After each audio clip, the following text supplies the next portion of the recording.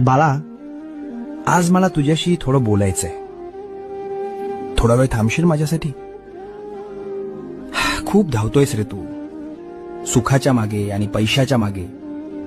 पण तरीही रोज रात्री उशीवर डोकं टेकवल्यावर तुला रिकामं का वाटतं? मला माहितीये, तू कोणाला सांगत नाहीस. तुला वाटतं तू एकटा पडलायस. अरे, ज्याच्या डोक्यावर साक्षात ब्रह्मांड नायकाचा हात आहे, तो एकटा कसा असू शकतो? लोक तुला सोडून गेले असतील, जाऊ दे त्यांना.